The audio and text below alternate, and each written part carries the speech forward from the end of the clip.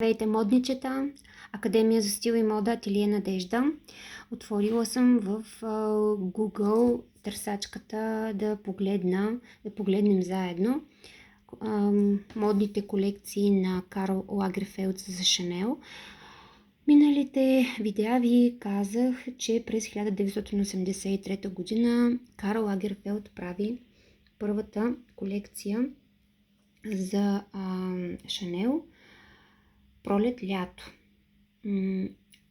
И обяснихме, че никога Карл Лагерфелд всъщност не се е срещал с Коко Шанел, просто след дълги проучвания и събиране на много информация, той научава и систематизира и вниква в марката Шанел, за да може да я направи още по-съвършенна, още по-автентична, да я модернизира и с времето Шанел, благодарение на него, става мултимилиардна империя.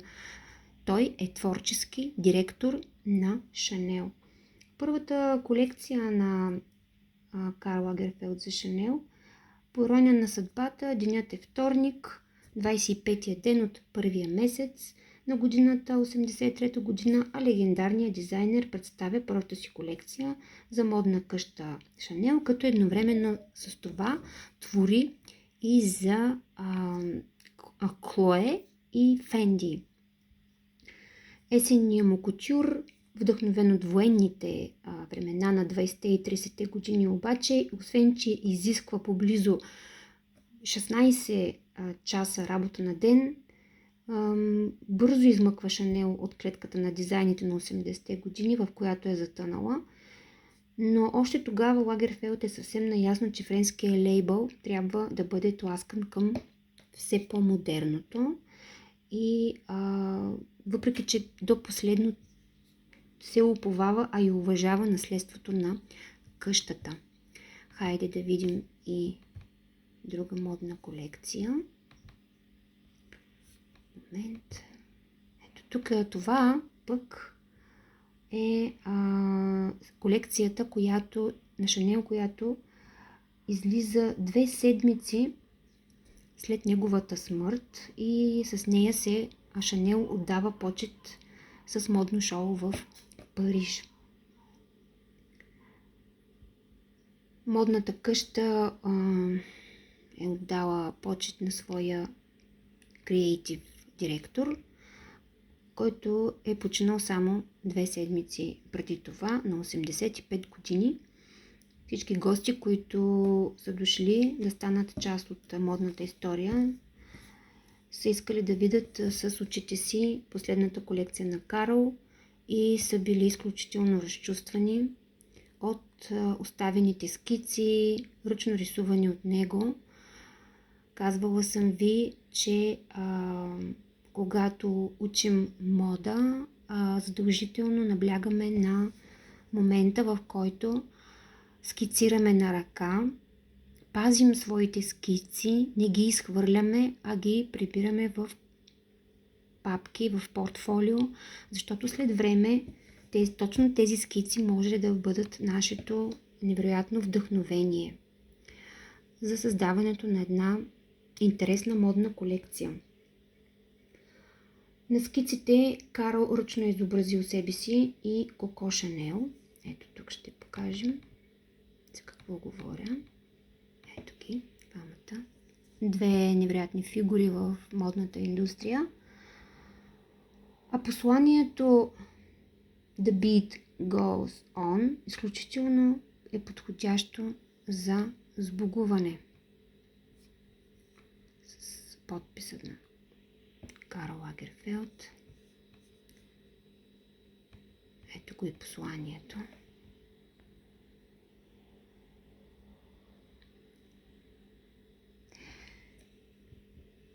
Страхотна скица, страхотна рисунка. Карл е изобразил себе си и Коко Шанел. Точно преди старта на шоуто са били пуснати записи с някои от най-известните изказвания на гениалния Лагерфелд, като в един от тях той казва нещо на френски, след което залата притихва за минута, за да отдаде почит на гения. Освен че още преди да е започнало шоуто, той е било свръх емоционално. Всичко е било премислено до последния детайл. Самата сцена е била в типичния за него стил. Ето тук можем да видим негови вдъхновяващи модни ревюта и снимки. Самата сцена е била в типичния за него стил снежна вила в подножието на планината. Карл Лагерфелд е известен с грандиозните сцени. Ето тук, виждате ли сцената? Известен с грандиозни сцени, с нетрадиционни места, когато е избирал тези места за подходящи за шоуто на Шанел. Ето е Пенелопе Круз. Кара Делевин видяхме по-горе, близка приятелка и муза на Карл. Тя е открила шоуто с дълго палто, гащеризон и шапка. Да се върнем пак да покажем. Кара Делевин.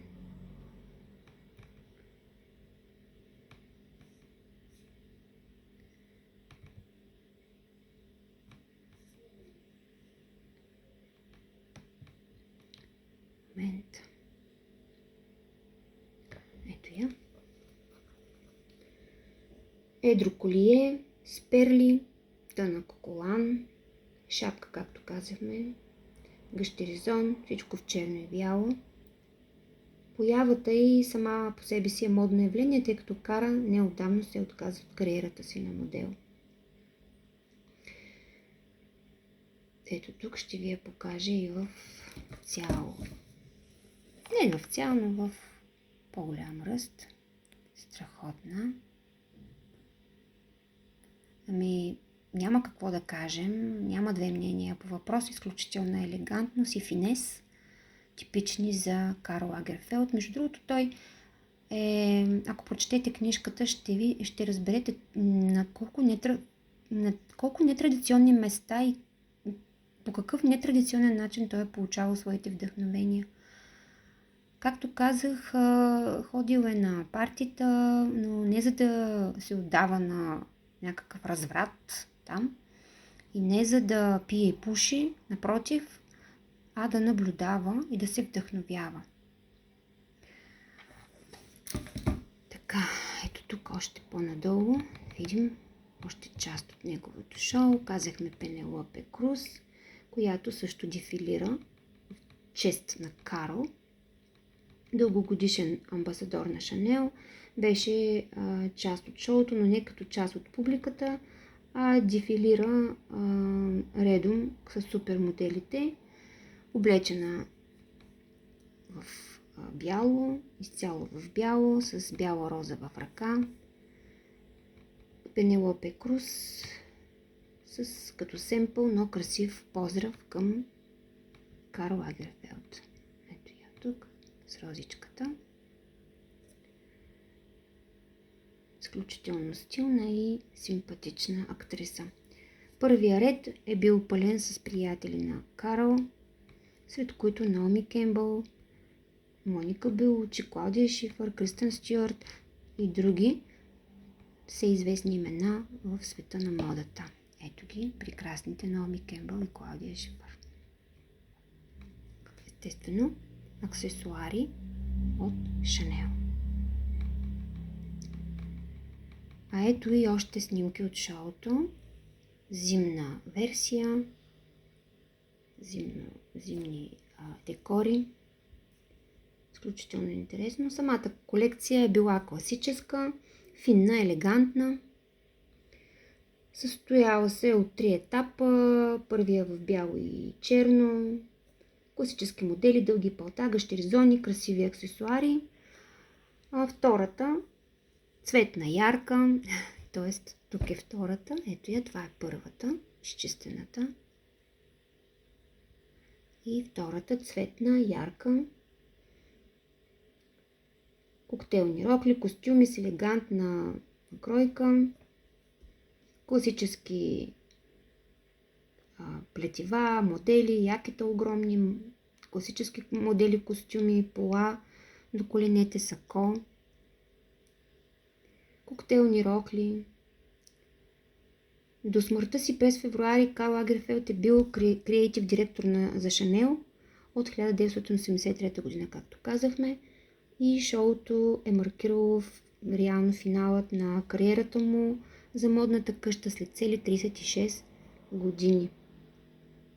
Неговата работа ще бъде наследена от Virgin Viard, която години наред е работила редом до Карл и се появява вместо него на финала на шоуто на Hot Couture на Шанел, което предизвиква много слухове в модните съсловия и още тогава публиката и наблюдателите са се чудили дали дизайнера има някакви сериозни здравословни проблеми. Следва продължение.